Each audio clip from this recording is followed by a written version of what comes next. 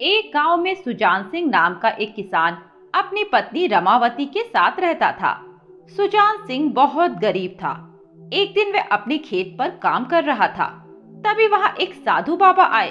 उन्होंने सुजान सिंह से कहा, बेटा, मुझे बहुत प्यास लगी है, क्या तुम मुझे पानी पिला सकते हो?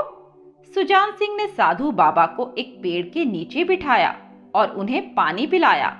पानी पीकर सुजान सिंह ने कहा, बाबा, आप मेरे घर चलिए, मैं आपको भोजन कराना चाहता हूँ। सुजान सिंह के कहने पर साधु बाबा उसके घर पहुँच गए। रमावती ने खाना बनाया। साधु बाबा ने भोजन किया और जाते समय सुजान सिंह से बोले, तुम्हारे घर भोजन करके मेरी आत्मा तृप्त हो गई, लेकिन बेटा, तुम बहुत परेशान हो, क्या बात है? सुजान सिंह ने कहा, बाबा, दिन रात मेहनत करने पर भी मेरा गुजर बसर अच्छे से नहीं हो पाता। इन खेतों से जो भी फसल पैदा होती है उसके ठीक दाम नहीं मिलते। साधु बाबा ने कुछ देर आंखें बंद कर ध्यान लगाया और कुछ देर बाद कहा, बेटा, तू भगवान भोलेनाथ और माँ अन्नपूर्णा की पूजा किया कर, सब ठीक हो जाएगा। ये कहकर साधु बाबा चले गए। सुजान सिंह साधु के कहे अनुसार भगवान की पूजा करने लगे।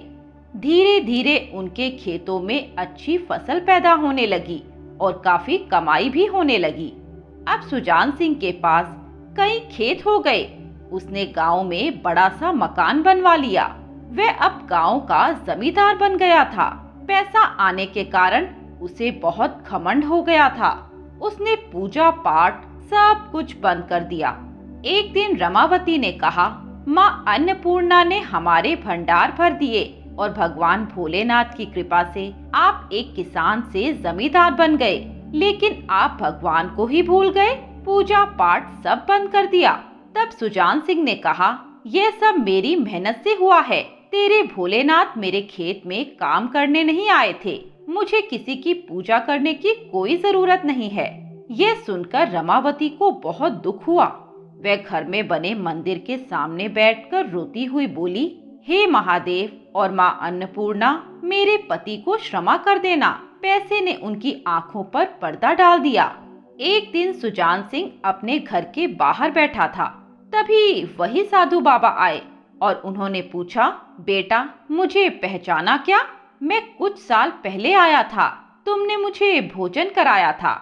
यह सुनकर सुजान सिंह ने कहा, अरे, जाने कितने साधु आते जाते रहते हैं, आपको पैसे चाहिए तो ले लो। ये कहकर उसने साधु बाबा की तरफ पैसे बढ़ा दिए। तब साधु बाबा ने कहा, बेटा, मैं साधु हूँ, प्रेम और सम्मान का भूखा, पैसे का नहीं। आज घमंड तेरे सर चढ़कर बोल रहा है, तू एक दिन पछताएगा। ये कहकर साधु बाबा चले गए। एक दिन रमावती ने सुजान सिंह के लिए खाना परोसा। सुजान सिंह ने खाने का एक निवाला खाया और थाली उठाकर फेंक दी। उसने गुस्से में कहा, ये कोई खाना है? ऐसा खाना तो घर के नौकर भी नहीं खाते। रमावती ने रोते हुए कहा, खाना फेंककर आपने अच्छा नहीं किया। आपको माँ अन्नपूर्णा का अपमान नहीं करना चाहिए था। सुजान सिंह गुस्से में उठकर चला गया। इसी तरह कुछ समय बीत गया। एक दिन रमावती सुजान सिंह को जगाने आई। सुजान सिंह बिस्तर से उठ नहीं पा रहा था। उसका आधा शरीर काम नहीं कर रहा था। रमावती घबरा गई। उसने गांव के वैद्य से लेकर बड़े बड़े हकीम सब से इलाज करवाया, लेकिन सुजान सिंह की तबीयत ठीक नहीं हो पा रही थी। घर में रखा सारा पैसा सुजान सिंह के इलाज में खर्च हो गया। खेतों पर जो मजदूर काम करते थे, उन्हें मजदूरी नहीं मिली तो उन्होंने खेतों पर कब्जा कर लिया। एक दिन रमावती ने सुजान सिंह के इलाज के लिए घर भी बेच दिया और वह अपने पुराने झोपड़े में रहने लगे।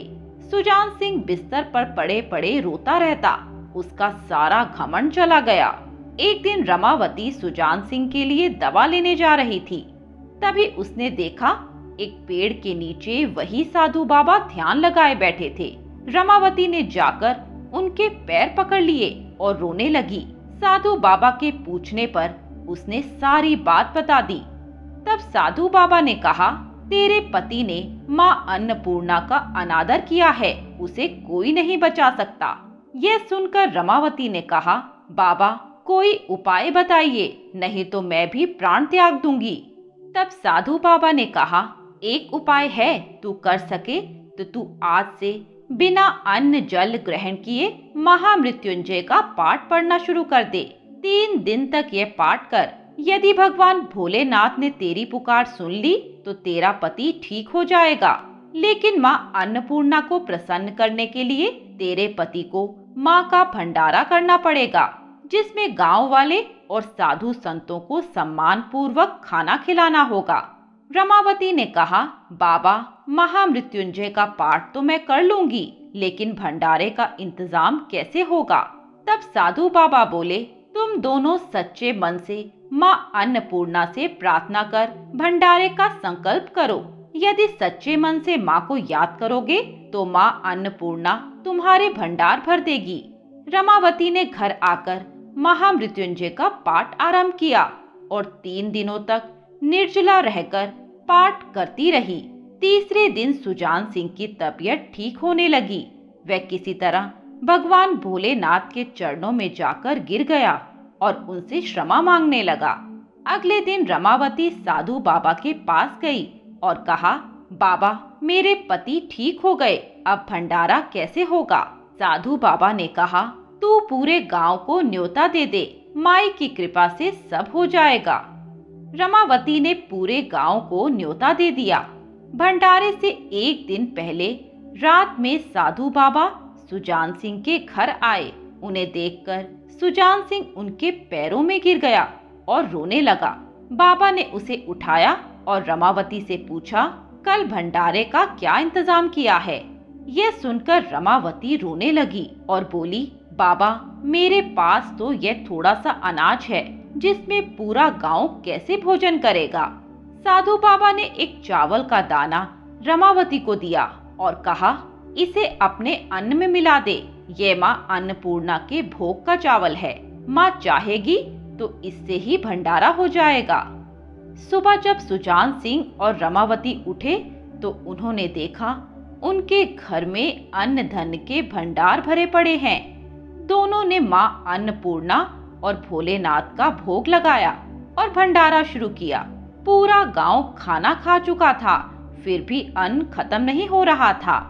माँ अन्नपूर्णा की कृपा से उनके भंडार सदा के लिए भर गए थे। माँ अन्नपूर्णा और बाबा भोलेनाथ की जय हो। मित्रों, आपको ये कहानी कैसी लगी हमें कमेंट बॉक्स में बताएं। साथ ही ऐसी नई नई कहानियों के लिए हमारे चैनल कथा अमृत को सब्सक्राइब करें।